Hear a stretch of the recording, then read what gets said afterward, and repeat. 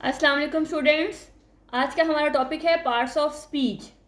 तो क्या आपको ये पता है कि पार्ट्स ऑफ स्पीच कहते किसे हैं, ये होती क्या हैं, इनको हम पहचान कैसे सकते हैं और इन्हें पार्ट्स ऑफ स्पीच कहा क्यों जाता है, ग्रामर में क्यों यूज़ करते हैं हम इन्हें, ये इंपॉर्टेंट क्यों हैं और क्या इनके बगैर हमारा सेंटेंस कंप्लीट हो सकता है। तो आज की इस वीडियो में मैं आपको इन सब बातों का जवाब दूंगी और अगर आप ध्यान से देखते हैं तो आपके सारे कॉन्सेप्ट जो हैं वो क्लियर होने वाले हैं, क्योंकि कॉन्सेप्ट इज पावर। अगर आप किसी भी चीज़ का कॉन्सेप्ट आपको अगर क्लियर नहीं है तो फिर चाहे आप जितनी मर्जी एफर्ट कर लें, आप कभी भी ग्रामर को नहीं सीख सकते हैं। रट्टा लगाने से शायद आप एग्जाम में थोड़े नंबर तो ले ही लेंगे, लेकिन हर चीज़ फिर आपको दोबारा से भूल जाएगी। तो इसका मतलब है कि आपका जो कॉन्सेप्ट है वो क्लियर होना बहुत लाजमी है। तो चलिए अपने कॉन्सेप्ट्स को क्लियर करते हैं और सबसे पहले ये देखते हैं कि पार्ट्स ऑफ स्पीच का मतलब क्या है। तो अगर मैं इसके मतलब से शुरू करूं तो देखें, पार्ट्स ऑफ स्पीच, इसको दोबारा मैंने लिखा है। अगर मैं इसको उर्दू में लिखती हूं तो हम कहेंगे स्पीच के पार्ट्स। ठीक है, सारे को मैं उर्दू में नहीं कर रही हूँ, सिर्फ आपकी आसानी के लिए सिर्फ हमने ऑफ प्रेपोजिशन जो है उसको मैंने सिर्फ ट्रांसलेट किया। तो पार्ट्स ऑफ स्पीच मतलब स्पीच के पार्ट। अब स्पीच क्या है?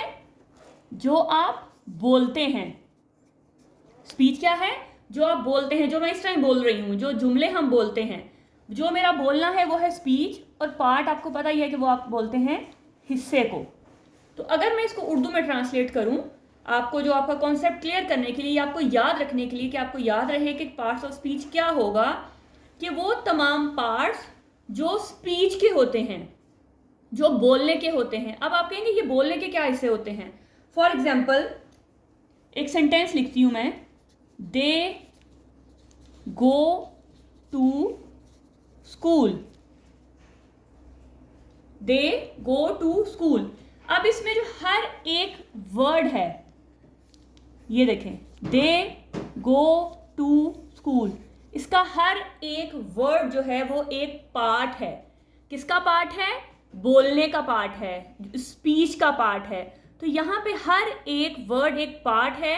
इन सारे पार्ट्स को हम जब मिलाएंगे तो इन सारे पार्ट्स को आप एक सेंटेंस जो है बोलेंगे। ये सारा एक सेंटेंस है और सेंटेंस के पार्ट्स हैं और हर पार्ट का एक नाम है। ये दे का भी एक नाम है, गो का भी, टू का भी, स्कूल का भी, इन सब का एक नाम है। तो वो जो नाम है वो आपके पास है, उसका स्पीच का पार्ट। अब कहेंगे जी नाम क्या है? तो अब उन नाम्स को हम, जो है हमारे नाम है, उनको हम आगे डिस्कस करते हैं कि बेसिकली वो नाम क्या हैं और हम उनको क्यों ऐसा बोलते हैं और क्या उनके बगैर हमारी ग्रामर या हमारा सेंटेंस जो है वो कंप्लीट हो सकता है।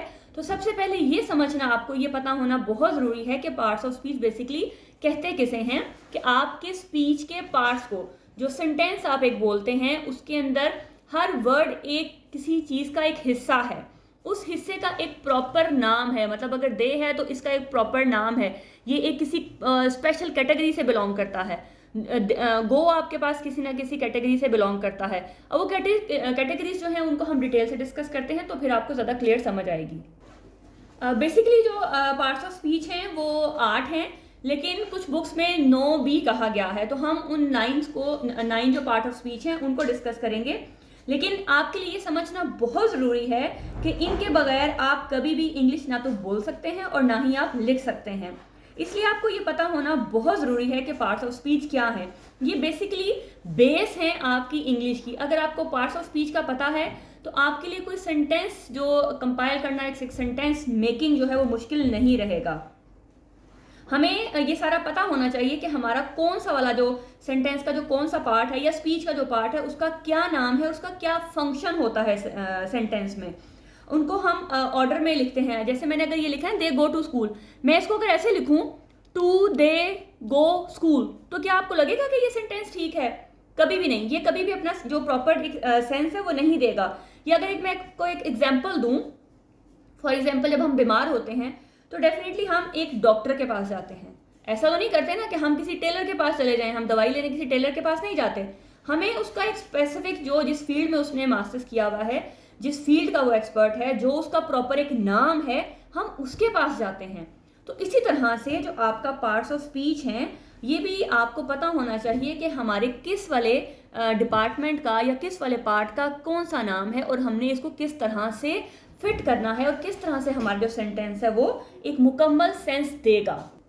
आप इन शॉर्ट ये कह सकते हैं कि पार्ट्स ऑफ स्पीच के बगैर आप ग्रामर में ज़ीरो हैं। मतलब इस कदर इसकी इंपॉर्टेंस है, इसको समझना इतना ज़रूरी है कि आप इसके बगैर ज़ीरो हैं। आप कभी भी अपनी बेस को नहीं बना सकते, आप कभी भी सेंटेंस मेकिंग में परफेक्ट नहीं हो सकते जब तक आपको पार्ट्स ऑफ स्पीच का पता नहीं लगता। तो चलिए अपनी पार्ट्स ऑफ स्पीच को स्टार्ट करते हैं। जी, ये आपके सामने पार्ट्स ऑफ स्पीच को मैंने लिख दिया है। बेसिकली हमारे पास 8 पार्ट्स ऑफ स्पीच हैं, लेकिन कुछ बुक्स में 9 भी कहा गया है, तो हम आज उन 9 को जो है वो डिस्कस करते हैं। सबसे पहले है आपका नाउन, फिर pronoun, verb, adverb, adjective, preposition, conjunction, interjection और आर्टिकल। आर्टिकल को कहा जाता है कि ये भी पार्ट ऑफ स्पीच का पार्ट है, तो हम इसको भी डिस्कस करेंगे। अब इनमें से कुछ ऐसे हैं जिनकी डिटेल वीडियो मैं ऑलरेडी अपलोड कर चुकी हूँ।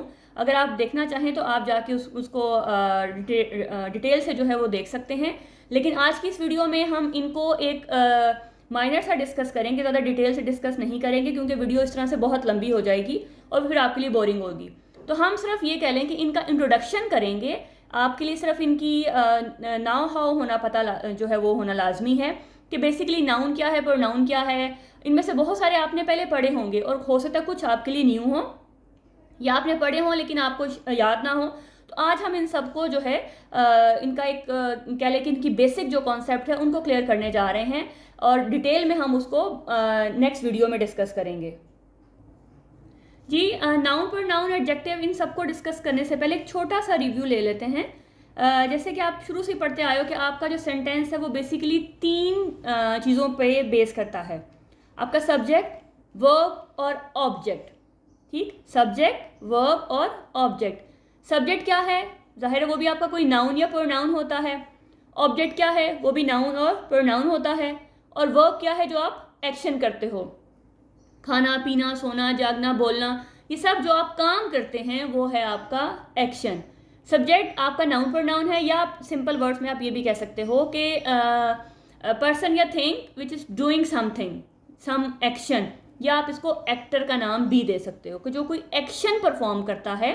सब्जेक्ट जो कोई एक्शन परफॉर्म करता है वो आपके पास सब्जेक्ट होगा, और जो रिसीव करता है एक्शन, जिस पर एक्शन किया जाता है, वो आपका होता है ऑब्जेक्ट।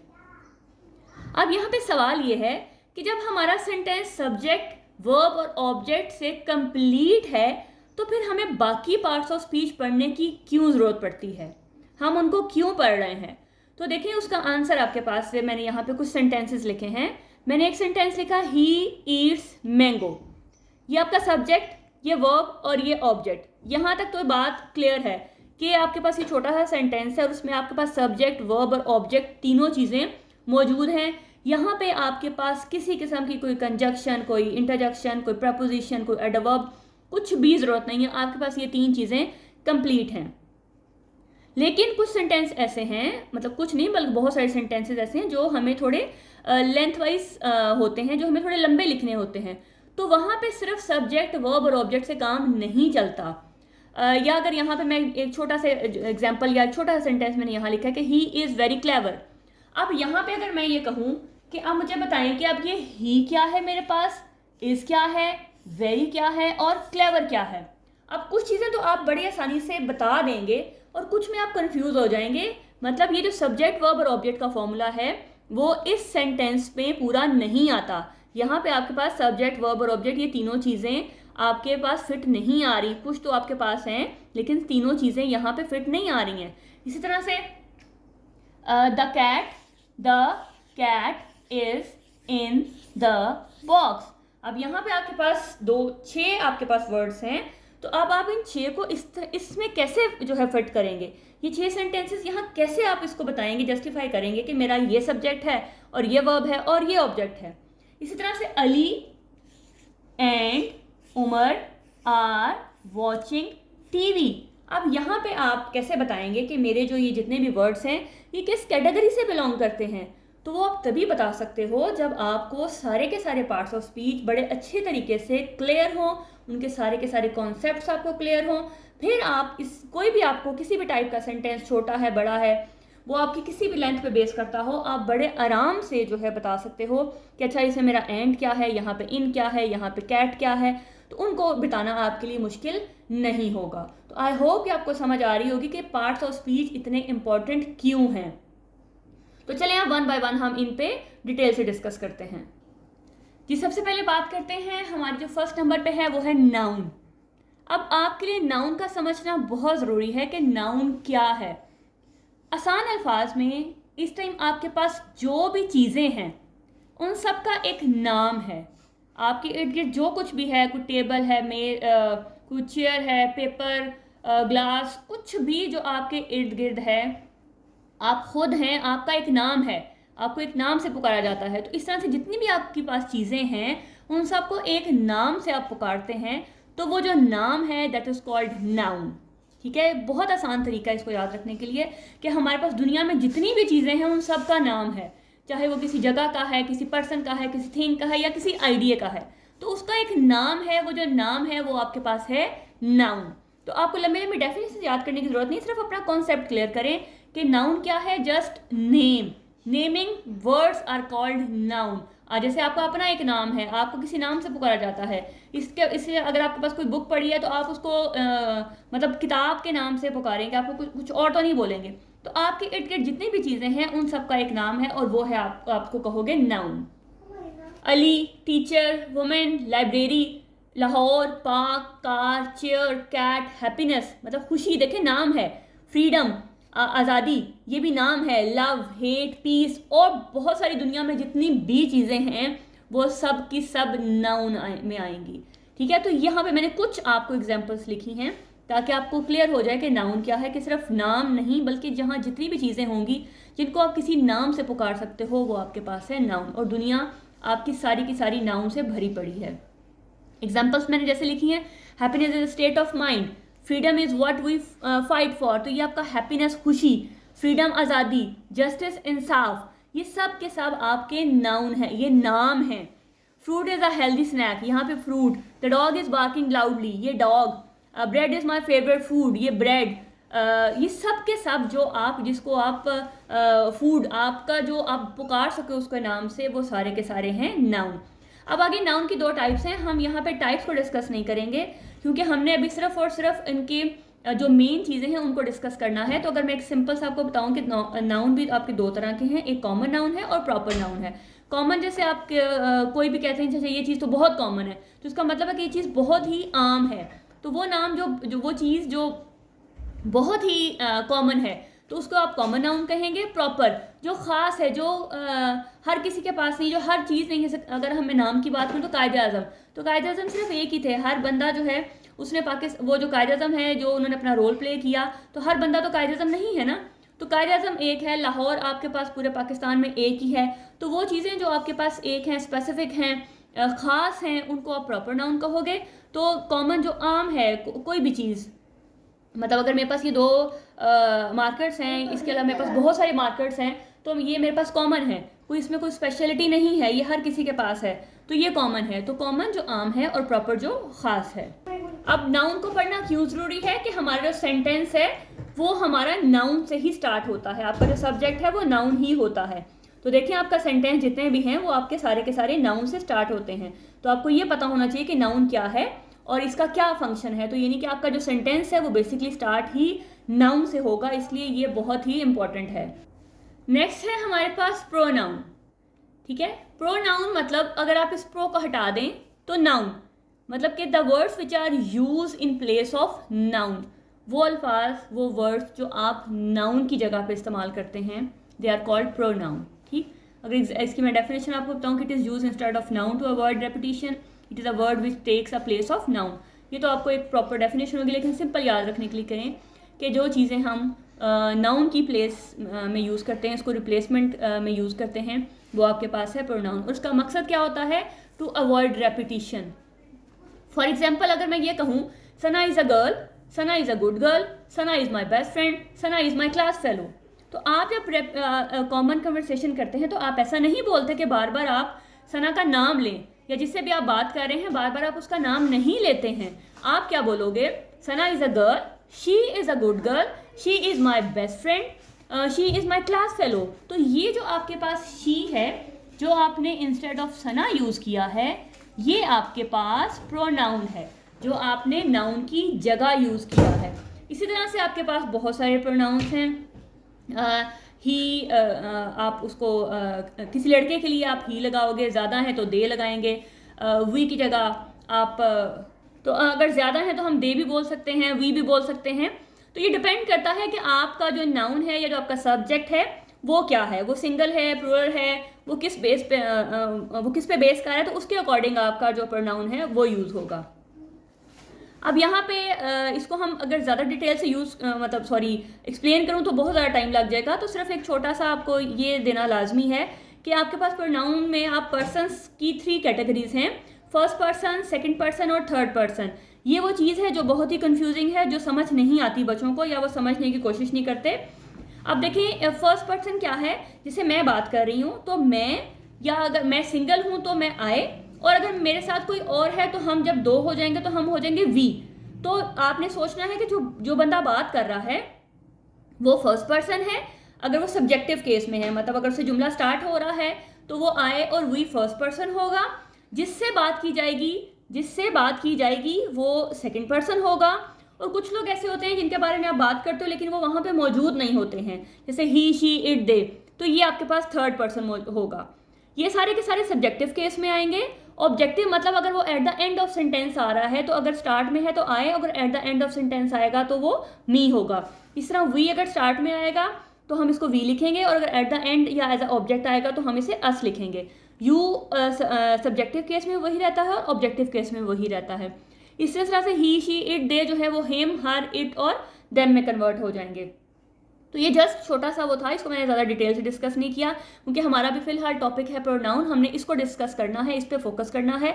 हमारे लिए अगर ये मेन हमारे पास हमें समझ आ जाते हैं तो इनकी आगे से जो टाइप्स हैं उनका समझना फिर इतना मुश्किल नहीं होगा। तो आपने ये देखना है कि आपका जो प्रोनाउन है, जो नाउन की जगह आप लगाओगे वो ही, शी, इट, दे जो भी आएगा वो डिपेंड करेगा आपके सब्जेक्ट पे।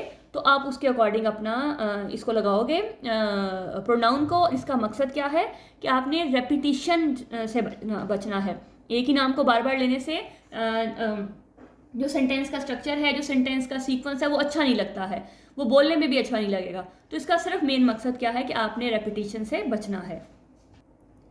नेक्स्ट हम बात करते हैं वर्ब। वर्ब बेसिकली क्या है, एक्शन, काम करना।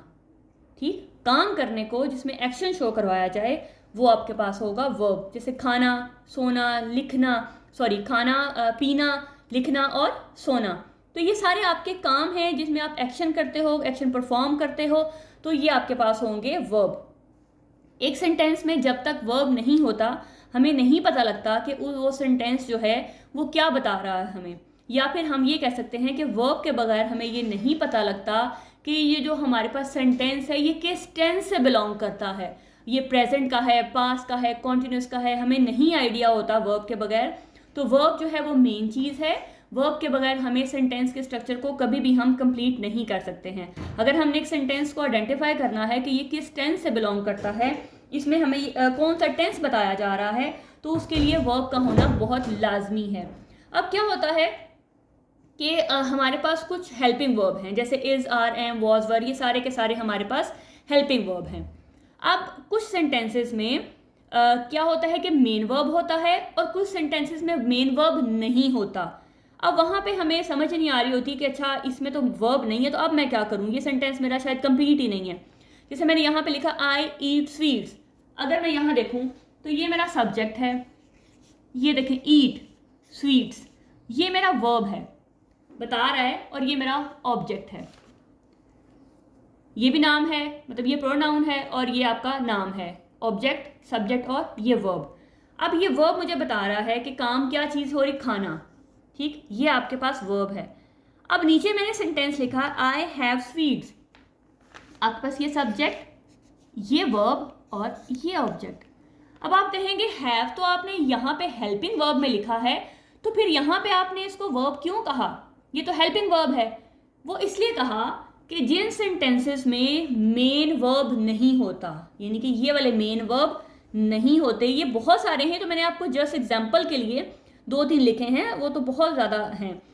तो जिन सेंटेंसेस में आपके पास मेन वर्ब नहीं होगा तो वहाँ पे जो आपका हेल्पिंग वर्ब है वही आपका एज अ वर्ब काम करेगा, क्योंकि इसका काम क्या है कि ये इन दोनों को कनेक्ट कर रहा है, ये इसके बारे में बता रहा है, ये एक्शन बता रहा है ना कि क्या हो रहा है।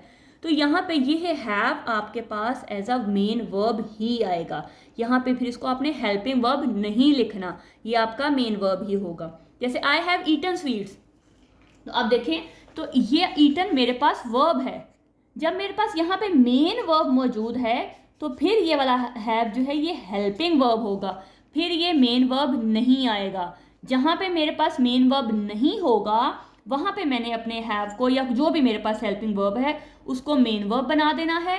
लेकिन अगर मेरे पास मेन वर्ब मौजूद है तो मेरा ये जो आपके पास जो वर्ब दूसरा है वो आपका एज अ हेल्पिंग वर्ब आएगा, उसको फिर आपने मेन वर्ब नहीं बनाना। तो आई होप कि समझ आ रही होगी कि वर्ब जो है वो कितना ज़रूरी है। ये वर्ब आपको ये बताता है कि सेंटेंस में क्या हो रहा है। आपको जो आपका टेंस है सेंटेंस के अंदर के प्रेजेंट है, पास्ट है, फ्यूचर है, कॉन्टिन्यूस है, परफेक्ट है, वो आपको आपके हेल्प जो आपका जो मेन वर्ब है उसी से आइडिया होता है। तो जब तक आपको आपके वर्ब का नहीं पता होगा आपको कभी भी ये नहीं पता लगेगा कि मेरा जो सेंटेंस है वो किस टेंस से बिलोंग करता है। जी नेक्स्ट बात करते हैं हम एडवर्ब की, एड प्लस वर्ब।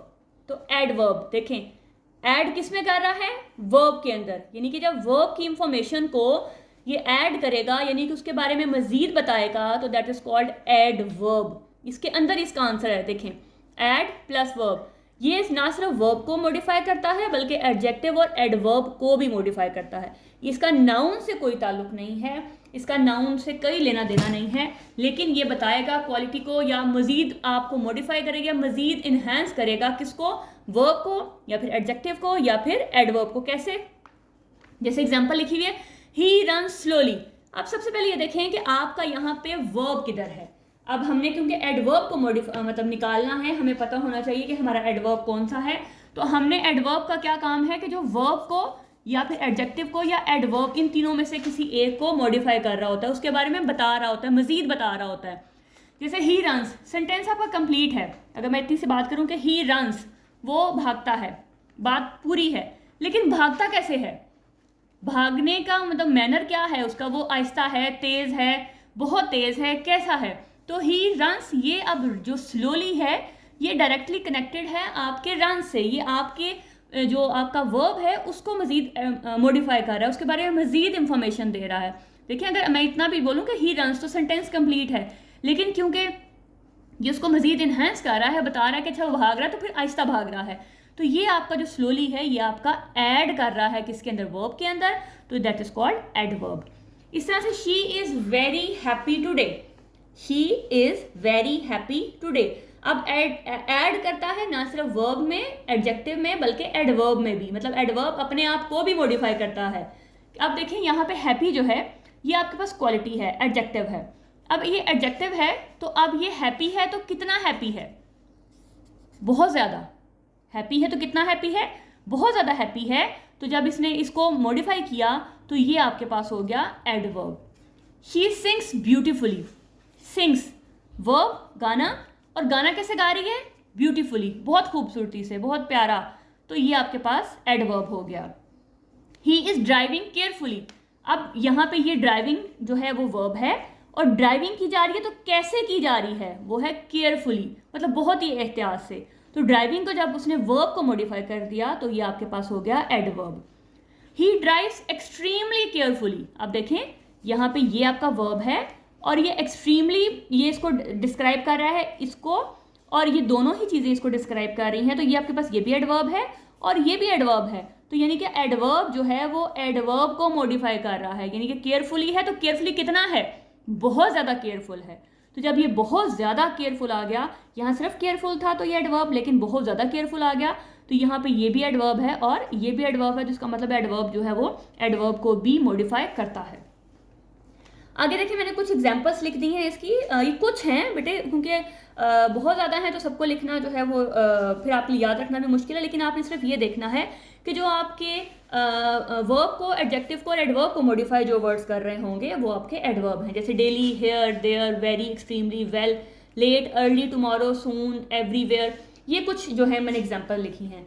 तो ये ज़रा हटके हैं, लेकिन एल वाई तो आपको 100% श्योर होना चाहिए कि जिनके एंड में एल वाई है वो तो आपका कंफर्म एडवर्ब है, लेकिन बाकी जो हैं इनमें से कुछ भी या इनके अलावा भी जो आपके वर्ब को, एडजेक्टिव को या एडवर्ब को मॉडिफाई कर रहे होंगे वो वर्ड्स जो हैं वो क्या कहलाएंगे, वो एडवर्ब कहलाएंगे।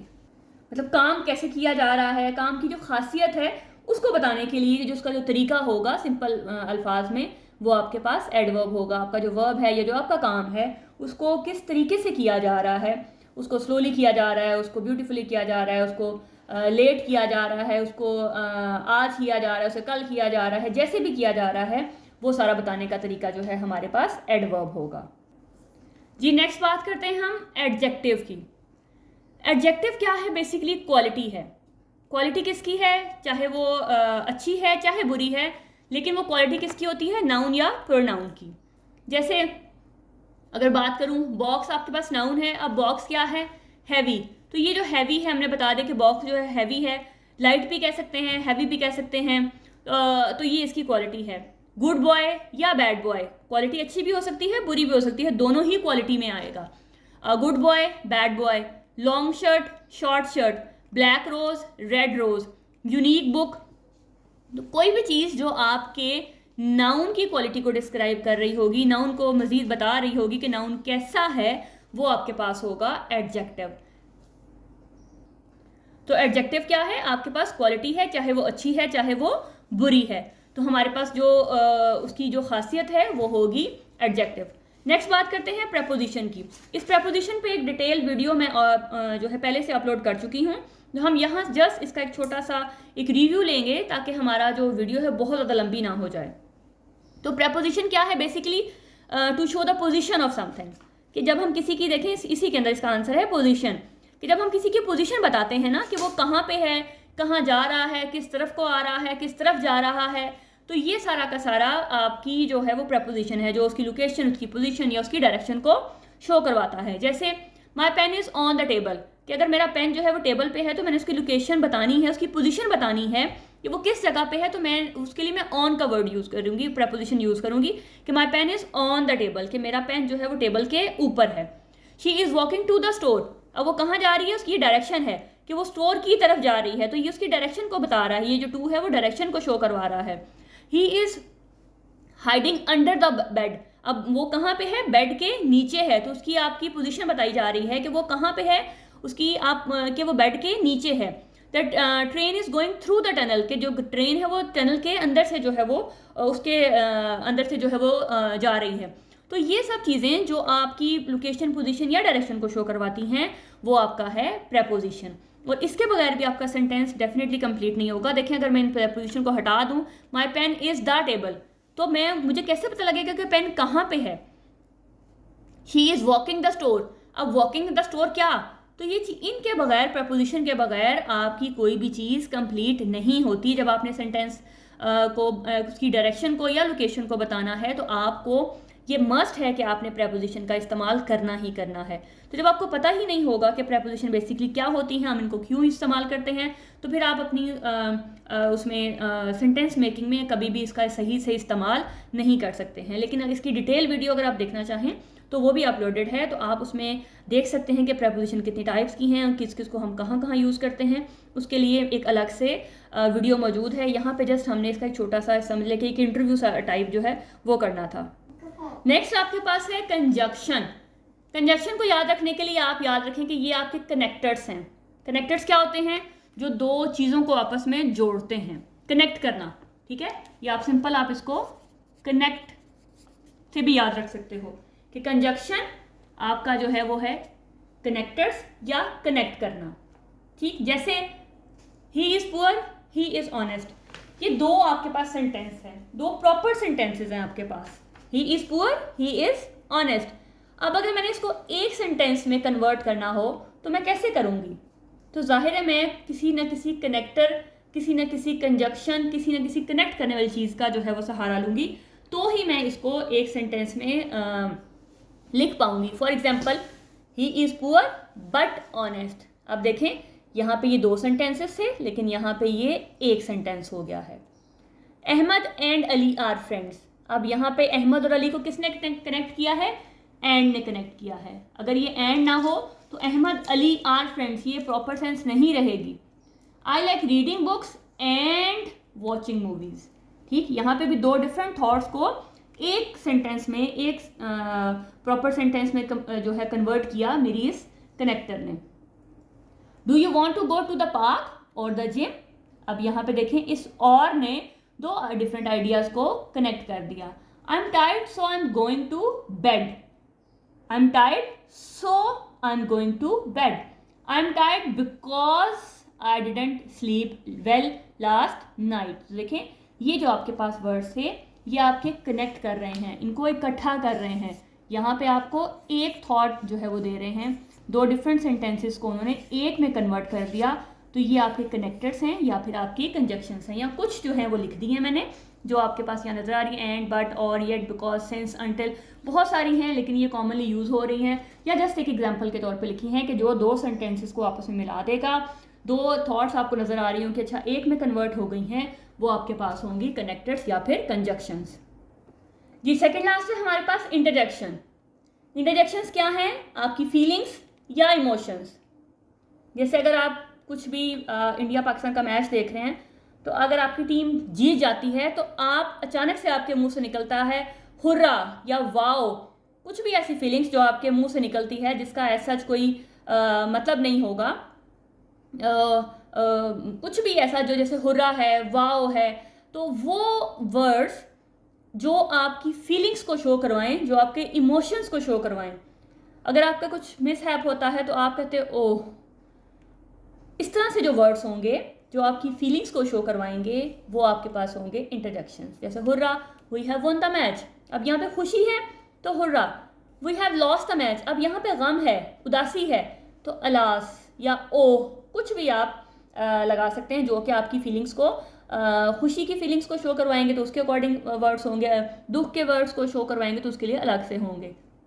वो आपको खुद ही पता लग जाता है। जैसे हुर्रा, ज़ाहिर है हम गम के लिए तो यूज़ नहीं करते हैं ना। जब आप बहुत ज़्यादा खुश होते हैं तो आप हुर्रा लगाते हैं, जब दुख में होते हैं तो अलास या ओह या आहा, आह, वो लगाते हैं। तो जब आप खुश होते हैं तो आप हुर्रा लगाते हो, ब्रावो लगाते हो, कोई भी ऐसे वर्ड्स जो कि आपकी फीलिंग को शो करवा रहे हों, वो आपके पास होते हैं इंटरजेक्शंस। लास्ट आपके पास, जिसको कुछ बुक्स में इसका पार्ट है, कुछ में नहीं है, तो हम फिर भी इसको डिस्कस कर लेते हैं। आर्टिकल। आर्टिकल के लिए भी मैं एक अलग से वीडियो बना चुकी हूँ और उसमें बहुत ही डिटेल से जो है हम इंडेफिनेट आर्टिकल्स को डिस्कस कर चुके हैं। तो जल्दी से हम यहाँ पे इसको थोड़ा सा डिस्कस कर लेते हैं।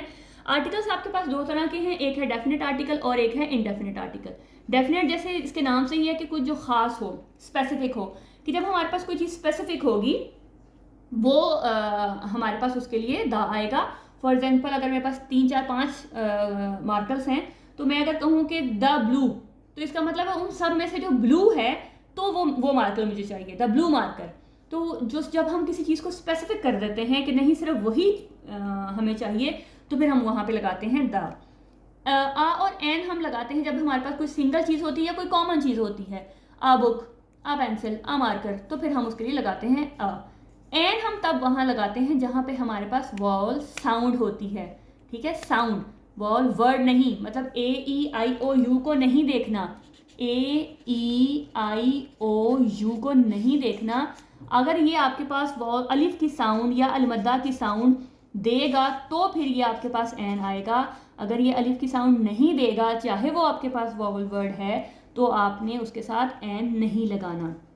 फॉर एग्जाम्पल, अगर मैं यहाँ लिखूँ यूरोपियन, तो यूरोपियन में ये य की साउंड दे रहा है, अलिफ की साउंड नहीं दे रहा, ये य की साउंड दे रहा है, तो यहाँ पे एन नहीं आएगा, यहाँ पे आ आएगा। इसी तरह से अगर मैं लिखूँ एम में, ये एम, उर्दू में अगर मैं लिख के दिखाऊँ एम, तो ये क्योंकि अलिफ की साउंड दे रहा है, वॉल साउंड दे रहा है, तो यहाँ पे एन आएगा। हालांकि ये आपका एम जो है इन वॉल वर्ड में से नहीं है, इन लेटर में से नहीं है, लेकिन क्योंकि ये साउंड आपके पास अलिफ की दे रहा है, तो यहाँ पे आएगा आपका एन। तो आपने याद रखना है कि जब भी आपने एन लगाना है तो वहाँ पे लगाना है जहाँ पे आपके पास अलिफ की साउंड आएगी। जैसे आर है, HOUR, तो RH आपके पास वॉल लेटर नहीं है, ये वर्ड आपका वॉल नहीं है, लेकिन आर जो है वो अलिफ की साउंड दे रहा है तो हमारे पास आएगा एन। इस तरह से यूनिवर्सिटी, यूनिवर्सिटी में य की साउंड आ रही है तो भी एन नहीं आएगा।